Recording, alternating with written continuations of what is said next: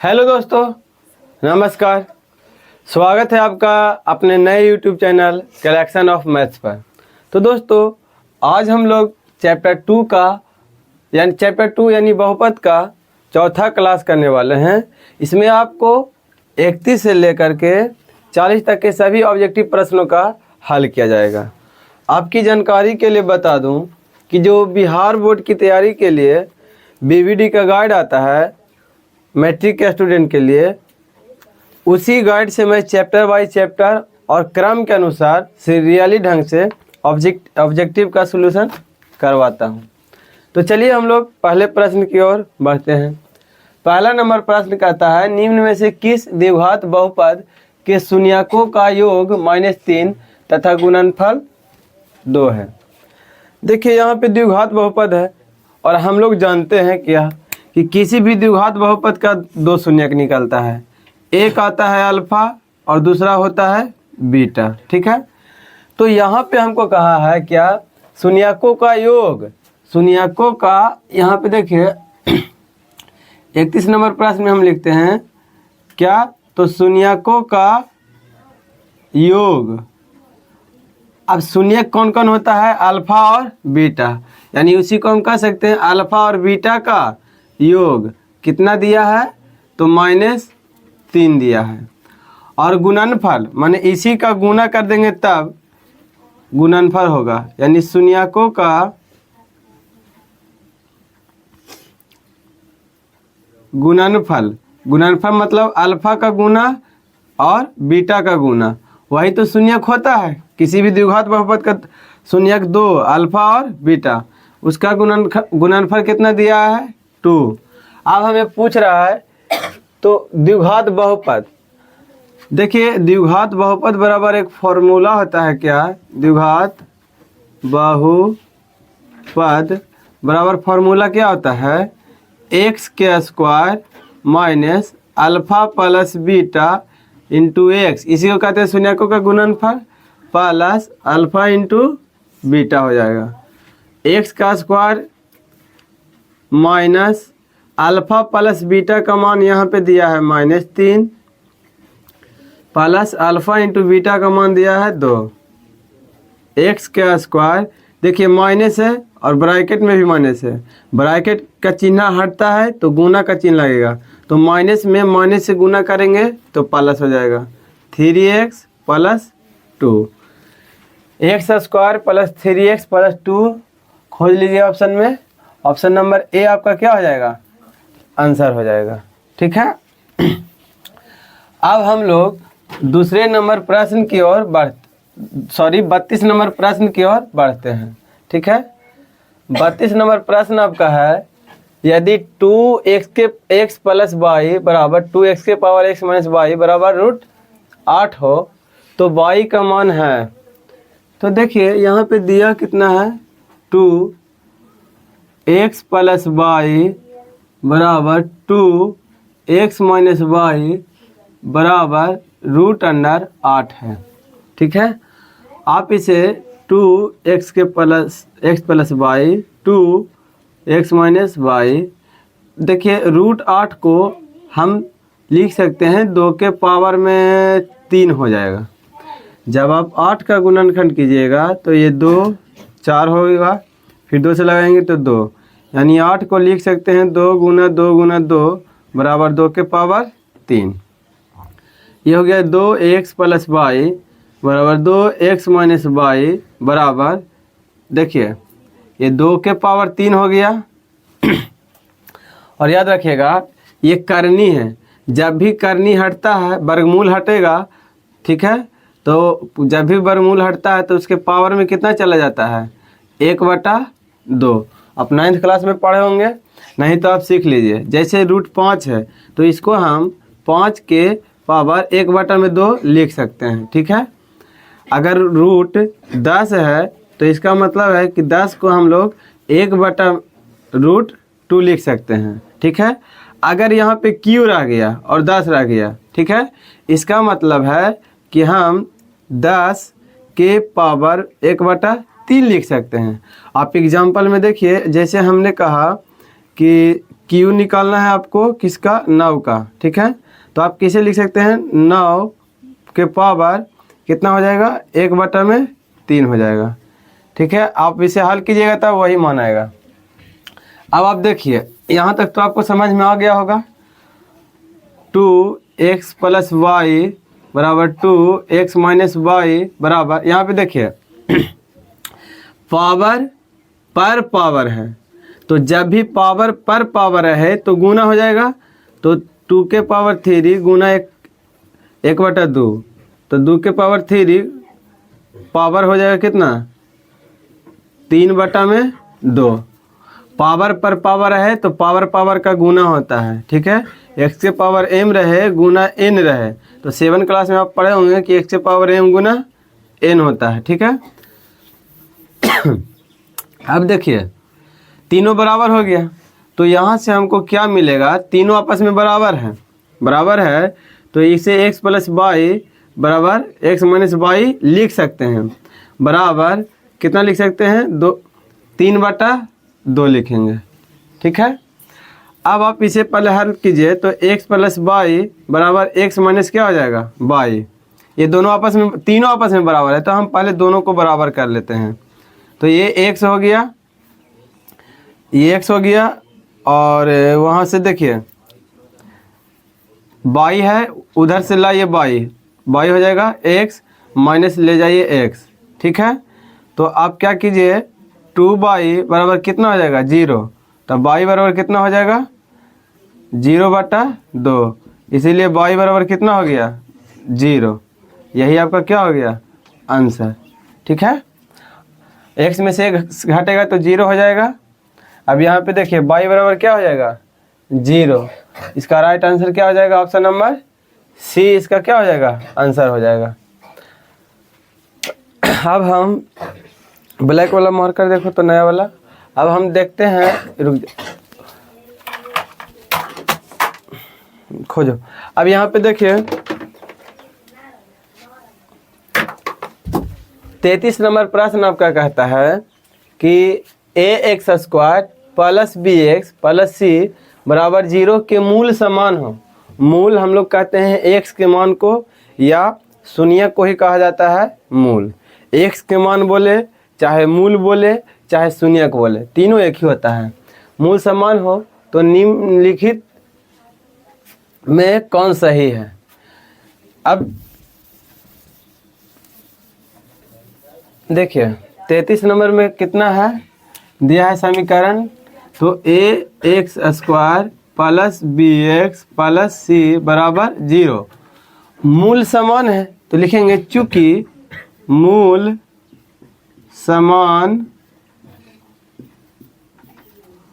होने के लिए, मूल समान होने के लिए आपको पता होगा कि d का मान होना चाहिए किसके बराबर, 0 के बराबर। ठीक है, अब d का मान निकालना हो तो हम फार्मूला जानते हैं कि b² - 4ac बराबर क्या हो जाएगा, 0। अब यहाँ पे देखिए b, तो x के स्क्वायर को a कहते हैं, तो यहाँ पे a बराबर कितना था, a। ठीक है, और b बराबर कितना था, b। c बराबर कितना है, c। कोई चेंज होगा नहीं, तो b² बराबर हम लोग क्या लिखेंगे, 4ac। अब देखिए आपका ऑप्शन इस तरह से ही मिल जाएगा, जो कि ऑप्शन नंबर बी में है। ठीक, अब हम 34 नंबर प्रश्न की तरफ बढ़ते हैं। कहता है कि बहुपद y के पावर 3 - 2y² माइनस y के क्यूब - 2y² -√3y + 1/2 का घात है। देखिए जब भी घात वाला प्रश्न पूछेगा तो आपको सबसे ज़्यादा घात देखना है बस। तो सबसे ज़्यादा घात यहाँ पे 3 है, यहाँ पे 2 है। आपको कन्फ्यूजन नहीं होना चाहिए कि घात तो यहाँ पे 2 भी है, 3 है। आप सबसे ज़्यादा वाला घात लीजिएगा, तो सबसे ज़्यादा घात यहाँ पे कितना है, 3। तो आपका आंसर क्या हो जाएगा, 3 हो जाएगा। ठीक है, अब हम 35 नंबर प्रश्न की ओर बढ़ेंगे। तो देखिए 35 नंबर प्रश्न कहता क्या है आपका कि p का मान जिसके लिए बहुपद x Q plus 4x² minus P x plus 8 पूर्णतया इतना से भी भाज्य है। जैसे ये संख्या जो है इससे क्या है, विभाज्य है, यानी इसको में जब हम इससे भागा देंगे तो पूरा पूरा क्या हो जाएगा, कट जाएगा। यानी कह सकते हैं कि इसका ये गुणनखंड है। अब यहाँ पे देखिए, जैसे हम कहें कि 15 3 से विभाज्य है, 35 नंबर में 15 3 से विभाज्य है। इसका मतलब है कि 15 में जब हम 3 से विभाज्य करेंगे तो पूरा पूरा भाग लग जाएगा। हम बोले कि 20 4 से कौची है, विभाज्य है, ठीक है। अगर विभाज्य है तो 4 से ये पूरा पूरा भाग लग जाएगा। तो हम यहाँ पे बोल रहे हैं कि इतना जो है इतना से क्या है, पूरा पूरा विभाज्य है। यानी हम कह सकते हैं कि ये विभाज्य होता है तो 3 15 का गुणनखंड है, 4 20 के गुणनखंड है, ठीक है। अब यहाँ पे देखिए हम कह सकते हैं कि x-2 इसका गुणनखंड इसे क्या है, इस x-2 से ये विभाज्य है, यानी x-2 इसका क्या है, गुणनखंड। और आप लोग जानते होंगे कि जब किसी भी संख्या का गुणनखंड कोई भी संख्या होता है तो उसे हम x-2 बराबर 0 के रूप में लिख सकते हैं। क्यों? क्योंकि किसी भी संख्या का गुणनखंड जब हम निकालते हैं तो याद रखिएगा हम लोग बराबर में 0 लेते हैं। जब किसी भी संख्या का जब हम निकालते हैं शून्यक तो आप उसे बराबर 0 लेते होंगे जरूर, एक तरफ इधर बराबर 0 लेते होंगे जरूर, जो इधर टर्म आता होगा इधर टर्म आता होगा, ठीक है। यानी हम कह सकते हैं कि x-2 इसका क्या है, कहाँ गया, x-2 जो होगा इसका एक शून्यक होगा, गुणनखंड है तो शून्यक होगा, तो इसीलिए x-2 बराबर 0 लिख दीजिए। तो इसीलिए x बराबर क्या आ गया, 2 आ गया, ठीक है। अब हमें कहा था समीकरण को उतारिए, तो x³ plus 4x² minus P x plus 8 हो गया। अब यहाँ पे देखिए बराबर में 0, यहाँ पर भी हम क्या ले रहे हैं, 0। किसी भी संख्या का गुणनखंड जब हम निकालते हैं तो बराबर 0 का प्रयोग करते हैं, यानी इससे ये विभाज्य है, यानी इसका गुणनखंड है। और गुणनखंड निकालने के लिए किसका बराबर में 0 लिखते हैं। तो x की जगह पर आया है 2, 2 के पावर क्यू कीजिए प्लस 4, x के पावर 2 है तो 2 का स्क्वायर कीजिए माइनस पी एक्स के पावर x का मान 2 हो जाएगा प्लस 8 बराबर में हो जाएगा 0। 2 के पावर कितना हो जाएगा, क्यू 8, 4 गुना 4 2 का स्क्वायर 4 माइनस 2p प्लस में 8 बराबर में हो जाएगा 0। अब यहाँ पे हो जाएगा 8 प्लस 4 चौका 16 हो जाएगा माइनस 2p प्लस 8 बराबर हो जाएगा 0। 16 8 24, 24 है 8 32, 32 माइनस 2p बराबर हो जाएगा 0, माइनस 2p बराबर हो जाएगा 32 माइनस 32। तो यहाँ पे देखिए इसीलिए p बराबर हो जाएगा माइनस 32 बटा minus 2p, sorry minus 2, minus से माइनस काट जाएगा 16 दूनी 32, इसीलिए p बराबर आपका क्या हो जाएगा 16। यही हो गया आपका क्या आंसर। यानी p का मान जब यहाँ पे रखिएगा तो पूरा पूरा भाग इससे लग जाएगा, ठीक है।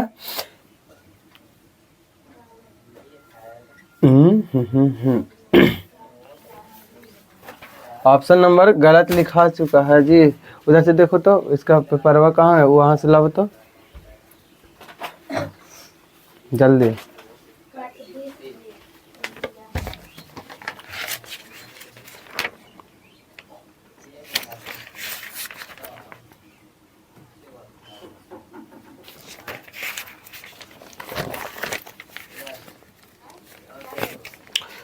देखिए यहाँ पे हम आप देखिएगा 0 3 5 और यहाँ पे ऑप्शन नंबर जो डी है, आपके पास बुक होगा तो मिला लीजिएगा।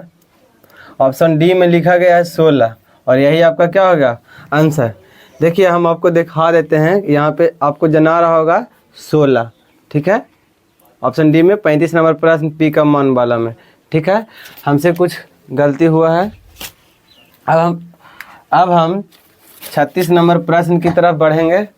तो 36 नंबर प्रश्न आपका कहता है क्या कि यदि ax³ plus bx plus cx plus d त्रिघाती बहुपद है, घात 3 है तो त्रिघाती बहुपद होगा।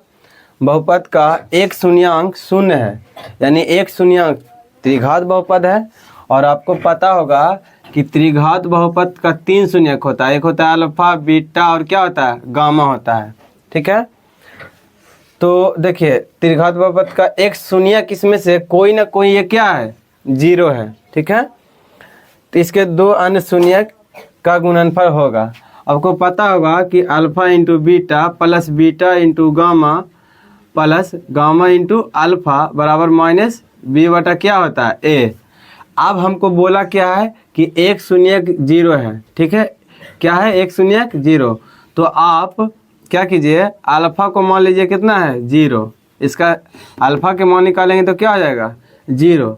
तो alpha into beta plus beta into alpha के अल्फा बीटा गामा के जगह पर कितना हो जाएगा, 0। एक मिनट रुकिए, आप यहाँ पे क्या कीजिए, कोई एक शून्यक रहने दीजिए। अभी यहाँ पे देखिए इसके अंदर 2 शून्यकों का गुणनफल क्या होगा। एक और फॉर्मूला आपको पता होगा क्या, सॉरी, यहाँ पे alpha plus beta into gamma plus gamma into क्या होता है,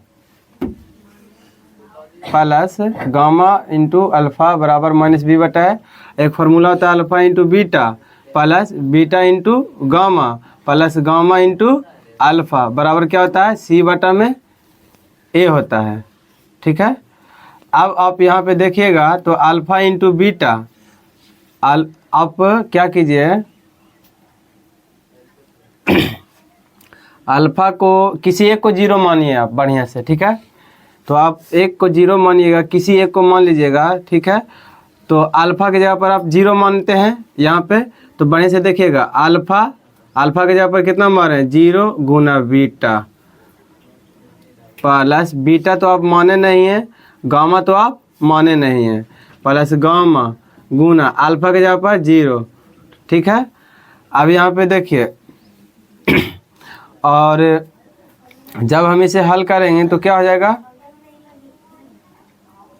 इसको हल करेंगे तो 0 plus beta into gamma plus 0 बराबर सी बटा ए। तो बीटा इंटू गामा बराबर क्या हो जाएगा, सी बटा ए। तो अन्य शून्यक का गुणनफल, अन्य शून्यक यानी अल्फा को मान लिया 0, एक शून्यक बोला था 0, तो अन्य जो शून्यक था कौन कौन था, बच गया बीटा और गामा, उसका गुणनफल क्या आ रहा है, सी बटा में ए। इसका राइट आंसर क्या हो जाएगा, ऑप्शन नंबर सी ही इसका क्या हो जाएगा, आंसर हो जाएगा। ठीक है, अब आप 37 नंबर प्रश्न की तरफ बढ़ सकते हैं। निम्नलिखित में कौन बहुपद है। ठीक है, तो आप लोग जानते होंगे कि बहुपद में होने के लिए कुछ कंडीशन होता है।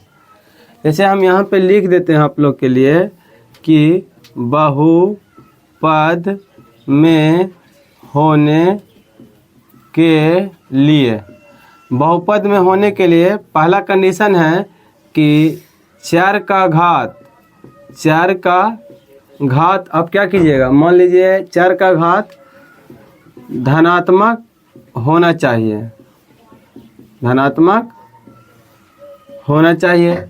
दूसरा आप क्या कर सकते हैं, 4 का घात पूर्णांक होना चाहिए। क्या होना चाहिए, पूर्णांक होना चाहिए। अब देखिए जैसे हम कोई बहुपद मानते हैं ax² plus bx plus c, यही तो आपका बहुपद होता है। तो 4 का घात, यहाँ पे जो x का मान है उसी को हम लोग क्या कह रहे हैं, 4।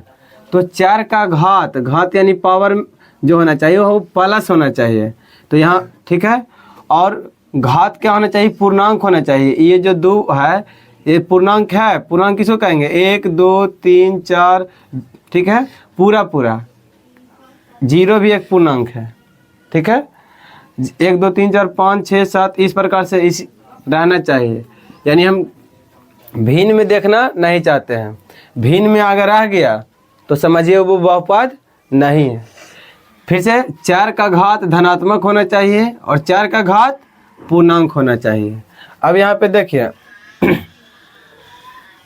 अब यहाँ पे देखिए निम्नांकित में कौन बहुपद है, तो देखिए x के घात 2 है, तो ये आपका क्या हो जाएगा, कौन बहुपद है। तो फिर से यहीं पे गलती है जी। 37 नंबर प्रश्न में आपका कहता क्या है कि निम्नलिखित में कौन बहुपद नहीं है, सॉरी कौन बहुपद नहीं है, ऑप्शन में क्या है, बहुपद नहीं है। ठीक है, 2024 का गाइड से आप मिला लीजिएगा। बहुपद नहीं है, तो यहाँ पे x का स्क्वायर है, तो x का स्क्वायर प्लस भी है, यानी ये बहुपद होगा, सॉरी ये बहुपद होगा, इसीलिए आपका आंसर होगा नहीं। -5x, यहाँ पे देखिए नहीं कुछ तो घात कितना है 1, इसीलिए ये बहुपद होगा, तो ये तो आपका आंसर होगा नहीं। x का स्क्वायर -2x प्लस x बटा 1/2 हो जाएगा। अब देखिए 1/2 यानी पूर्णांक संख्या नहीं है, तो नहीं है, तो यही आपका क्या हो जाएगा, आंसर हो जाएगा। ठीक है, अब देखिए 38 नंबर प्रश्न कहता है कि एक रैखिक समीकरण का घात होगा।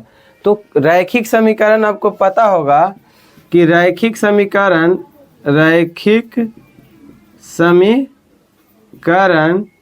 का व्यापक रूप बराबर ax प्लस b होता है, और यहाँ पे नहीं कुछ तो इसको पावर कितना होता है, 1 होता है।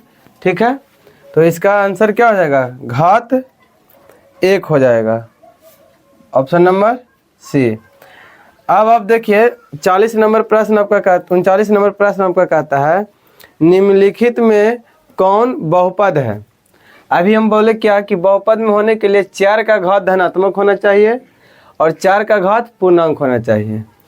तो यहाँ पे देखते हैं कि x का square -4x plus 2 root x plus 1 कौन बहुपद है, ये आपका बहुपद नहीं होगा। नहीं होगा क्यों, देखिए 39 नंबर में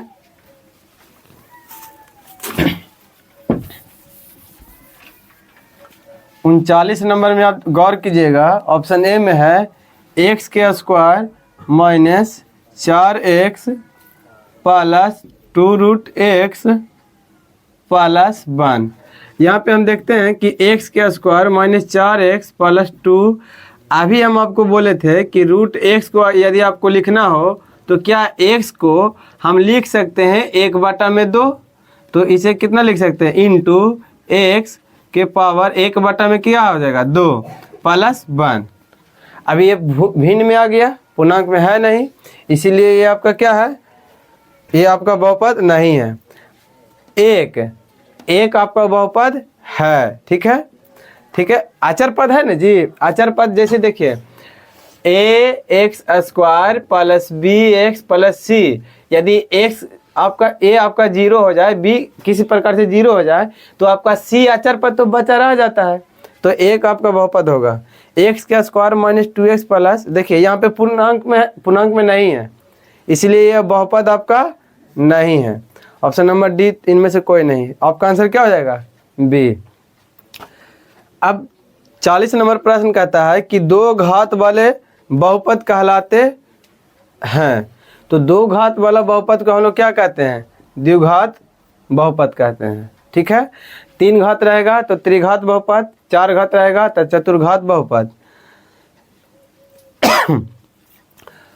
उम्मीद करते हैं कि आपको ये क्लास बहुत अच्छे तरीके से समझ में आया होगा, और यदि आप इसी तरह का वीडियो प्रत्येक दिन देखना चाहते हैं तो आप हमारे YouTube चैनल को सब्सक्राइब करें और बेल आइकन को दबा लें, ताकि आने वाला हर वीडियो का नोटिफिकेशन आप तक आसानी से पहुंच जाए और आपका बिहार बोर्ड का तैयारी बहुत ही अच्छी तरह से कंप्लीट हो जाए। तो यदि वीडियो अच्छा लगा हो तो सब्सक्राइब बटन को ज़रूर दबाएं। धन्यवाद।